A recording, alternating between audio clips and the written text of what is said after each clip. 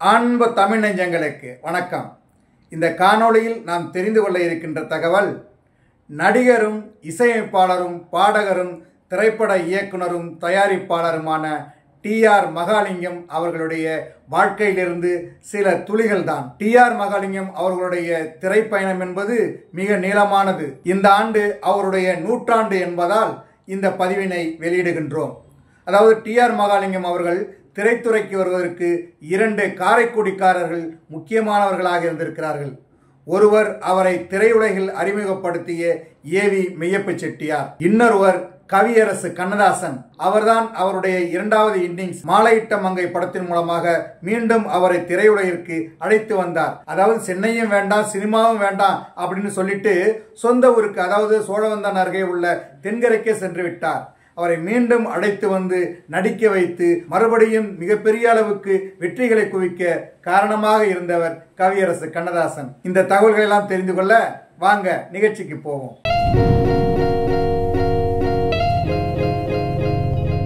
செந்தமிழ் மொழியாள் நிலாவென சிரிக்கும் மலர் கொடியாள், தமிழ் நீ செய்த அரும் சாதனை, நீ இருக்கையிலே எனக்கே பெரும் சோதனை.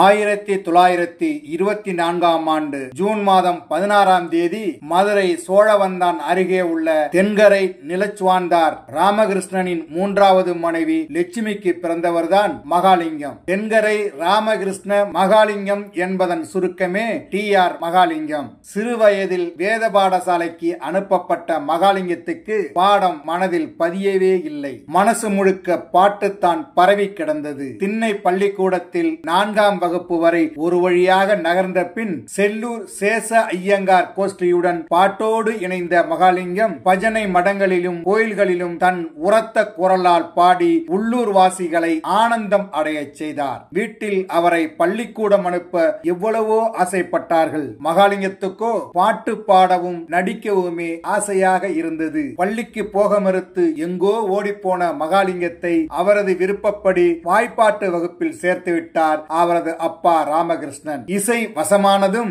மதுரையில் புகழ்பெற்று விளங்கிய ராஜரத்னம் பிள்ளையின் பாய்ஸ் நாடக கம்பெனியில் மகாலிங்கம் சேர்ந்தார். 10 வயதில் பலர் பாராட்டும்படி அவரது நடிப்பு அமைந்தது. அந்த காலத்தில் ஒலிபெருக்கிகள் அதிகமாக இல்லாததால் பாடகர்கள் மிகவும் சத்தமாக பாட வேண்டியிருந்தது. அதனால் அந்த காலத்து பாடகர்கள் SC. Kittappa, SC. Krishnan, MK. Thyagaraja Bhagavathar என பலர் தங்கள் குரலை அதற்கு தகுந்தவாறு பக்குவப்படுத்த வேண்டியிருந்தது. மகாலிங்கமும் உரத்த குரலில் பாடி ரசிகர்களை கவர்ந்தார். சிறு வயதிலேயே கடுமையான பயிற்சியின் மூலம் உரத்த குரலில் பாடும் வல்லமை பெற்ற மகாலிங்கத்துக்கு எஸ்.சி. கிட்டப்பா என்றால் உயிர். எஸ்.சி. கிட்டப்பா தனது 28வது வயதிலேயே காலமானதால் கிட்டப்பாவின் பாணியில் மிகச் சிறப்பாக பாடிய மகாலிங்கம் அவரது இசை வாரிசு என்ற பெயரை பெற்றார். 12 வயதில் ஒரு நாடகத்தில் பாடி நடித்த போது மகாலிங்கத்தின் பாட்டில் மனம் லயித்த அப்போதைய தமிழ்நாடு காங்கிரஸ் கமிட்டி தலைவர் சத்தியமூர்த்தி மகாலிங்கத்திற்கு தங்க மோதிரம் பரிசளித்தார். 13 வயதில் ஒரு நாடகத்தில் நடித்த போது அவரின் பாட்டில் மெய்சிலிர்த்து போனார் தயாரிப்பாளர் ஏ.வி. மெய்யப்ப செட்டியார். அழகான தோற்றமும் இனிய குரலும் நடிப்பு திறனும் கொண்ட இந்த சிறுவன் மகாலிங்கத்தை சினிமாவில் நடிக்க வைக்க வேண்டும் என்று ஆசைப்பட்டார் ஏ.வி. மெய்யப்ப செட்டியார். முதலில் அவரது அப்பா ராமகிருஷ்ணன் சினிமாவில் நடிக்க சம்மதிக்கவில்லை. அவரது சகோதரர் ஒருவர் தம்பியின் திறமை இந்த உலகத்துக்கு தெரிய வேண்டும் என்று ஆசைப்பட்டார், ஆதரவாக இருந்தார். அப்பாவிடம் சிபாரிசு செய்து நடிக்க வைக்க அனுப்பி வைத்தார். மகாலிங்கம் ஏபிஎம் ஸ்டுடியோவுக்கு சென்றார். நந்தகுமார் என்ற படத்தில் அறிமுகமானார். எஸ்.வி. வெங்கட்ராமன் இசையமைத்த யுகதர்ம முறையே என்ற பாடலை பாடியபடியே மக்களிடம் திரையில் அறிமுகமானார் மகாலிங்கம். மகாலிங்கத்தின் முதல் படமான நந்தகுமார் 1937ஆம் ஆண்டு வெளிவந்தது. அதில் சிறுவயது கிருஷ்ணனாக நடித்திருந்தார். தமிழ், இந்தி, மராத்தி ஆகிய மொழிகளில் எடுக்கப்பட்ட நந்தகுமார் படத்தின் பாடல்கள் பிரபலமாகின. அதன் பின்னர் பிரகலாதா, சதிமுரளி, வாமன அவதாரம், பரசுராமர் போன்ற படங்களில் பாடி நடித்து புகழ் பெற்றார். திரைப்படங்களில் நடித்தாலும் நாடகங்களிலும் தொடர்ந்து நடித்து வந்தார். பள்ளி திருமணம், பவளக்கொடி போன்ற நாடகங்கள் இவருக்கு பெரும் புகழை தந்தது. மீண்டும் ஏ.வி.எம். மெய்யப்ப செட்டியாரின் ஸ்ரீவள்ளி என்கிற படத்தில் முருகனாக நடித்தார். 1945ஆம் ஆண்டு வெளிவந்த அந்த படம் 22 வாரங்கள் ஓடி வசூலை குவித்தது. ஏவி மெய்யப்ப செட்டியாருக்கு கிடைத்த முதல் பெரிய வெற்றி இது. அடுத்து ஏவிஎம் தயாரிப்பில் நடித்த நாம் இருவர் படமும் அவருக்கு பெரும் வெற்றி படமாக அமைந்தது. அந்த காலத்தின் சூப்பர் ஸ்டாரான எம்.கே. தியாகராஜ பாகவதர் அப்போது லட்சுமிகாந்தன் கொலை வழக்கில் தண்டிக்கப்பட்டு சிறையில் இருந்தார். அவர் திரையில் ஏற்படுத்திய வெற்றிடத்தை நிரப்பினார் டி.ஆர். மகாலிங்கம். 1948 ஆண்டில் மாடர்ன் தியேட்டர்ஸ் தயாரிப்பாக வந்த ஆதித்தன் கனவு, 1949 ஆண்டில் பவளக்கொடி, மாயாவதி மற்றும் இன்பவள்ளி போன்ற படங்கள் மகாலிங்கத்திற்கு வெற்றியை தரவில்லை. இது தவிர மகாலிங்கம் நடித்துக் கொண்டிருந்த சில படங்கள் முடிக்கப்படாமல் பாதியில் நின்றன. மகாலிங்கமும் பி. பானுமதியும் நடித்த குலேந்திரன் என்கிற திரைப்படம் தயாரிக்கப்பட்டு விளம்பரங்கள் வெளியிடப்பட்டு பின்னர் கைவிடப்பட்டது. ஆதித்தன் கனவு திரைப்படத்தில் மகாலிங்கத்தின் ஜோடியாக நடித்தவர் அஞ்சலி தேவி. தொடர்ந்து மகாலிங்கத்தின் ஜோடியாக கொண்டு தூக்கு தூக்கி என்ற படமும் மங்கையர்க்கரசி என்ற படமும் தயாரிக்கப்பட்டு பின்னர் தயாரிப்பாளர்களால் கைவிடப்பட்டன. இந்த சூழ்நிலையில்தான் மகாலிங்கத்தின் மனதில் சொந்த படம் எடுப்பது என்கிற எண்ணம் தோன்றியது. நாம் இருவர் திரைப்படத்தில் மகாலிங்கம் ஏற்ற பாத்திரத்தின் பெயர் சுகுமார். அதுவே தனக்கு அதிர்ஷ்டம் தந்த பெயர் என்று கருதி மகாலிங்கம் தனது மகனுக்கு சுகுமார் என்று பெயர் வைத்திருந்தார். தனது திரைப்பட நிறுவனத்திற்கும் ஸ்ரீ சுகுமார் புரொடக்ஷன்ஸ் என்று பெயரிட்டார். இந்த நிறுவனத்தின் சார்பாக மச்சரேகை என்கிற திரைப்படம் 1950 ஆண்டு தயாரிக்கப்பட்டு வெளியிடப்பட்டது. படத்தில் மகாலிங்கம் சர்வாதிகாரியாகவும் மச்சராஜனாகவும் இரட்டை வேடத்தில் நடித்திருந்தார். கதாநாயகியாக எஸ். வரலட்சுமி நடித்தார். சி.ஆர். சுப்பராமன் இசையமைக்க பி. புள்ளையா இயக்கிய அந்த படம் தோல்வி அடைந்தது. மகாலிங்கம் நடித்து பாலாஜி பிக்சர்ஸ் தயாரிப்பில் லைலா மஜ்னு என்கிற படமும் வெளிவந்து தோல்வியின் எண்ணிக்கையை கூட்டியது. எனினும் சித்தாடலின் இதய கீதம் ஓரளவு ஓடி மகாலிங்கத்திற்கு ஆறுதல் தந்தது. இருப்பினும் தன் சொந்த பட முயற்சியை கைவிடாத மகாலிங்கம் 1951 ஆண்டில் மோகன சுந்தரம் என்ற படத்தை தயாரித்து வெளியிட்டார். அடுத்து எடுத்த படம் சின்னத்துரை. அந்த படம் 1952 ஆண்டில் வெளிவந்தது. இந்த படத்தை மகாலிங்கமே இயக்கியிருந்தார். இந்த படங்களில் எல்லாம் ஜோடியாக நடித்தவர் எஸ். வரலட்சுமி. அதே ஆண்டில் ஸ்ரீவள்ளி புரொடக்ஷன்ஸ் மகாலிங்கம், மாதிரி தேவி மற்றும் வரலட்சுமியை கொண்டு பி.வி. கிருஷ்ணன் இயக்கத்தில் வேலைக்காரன் என்ற படத்தை எடுத்து வெளியிட்டது. இந்த படமும் வெற்றியை தரவில்லை. எப்படியும் வெற்றிகரமான தயாரிப்பாளராக ஆக வேண்டும் என்ற உணர்வு மகாலிங்கத்துக்கு இருந்தது. 1954 ஆண்டில் விளையாட்டு பொம்மை என்கிற திரைப்படத்தை தயாரித்தார். இந்த படத்தில் முந்தைய அவரது படங்களின் தயாரிப்பிலிருந்து சில மாறுதல்கள் செய்யப்பட்டன. குறிப்பாக இந்த படத்தில் மகாலிங்கத்தின் ஜோடியாக குமாரி கமலா நடித்தார். இயக்கம் டி.ஆர். ரகுநாத். வழக்கம் போல் படத்தில் மகாலிங்கம் பாடிய தீர்த்த கரையினிலே மோகத்தை கொன்றுவிடு, விதிக்கு மனிதன், விளையாட்டு பொம்மை போன்ற சிறப்பான பாடல்களை மகாலிங்கம் பாடியிருந்தும் படம் தோல்வியை தழுவியது. அடுத்து திருப்பாடகன் என்ற படத்தை தயாரித்தார். படம் முடிக்க முடியாமல் பாதியிலேயே நிறுத்தப்பட்டது. இந்த படத்தில் நடித்த ஒரு பெரிய நடிகர் கால்ஷீட் ஒழுங்காக கொடுக்காத காரணத்தினால் வெறுப்படைந்த மகாலிங்கம் தயாரிப்புக்கு முற்றுப்புள்ளி வைத்துவிட்டு கம்பெனியை மூடிய மகாலிங்கம் தனது மயிலாப்பூர் மாளிகையையும் இழக்க வேண்டி வந்தது.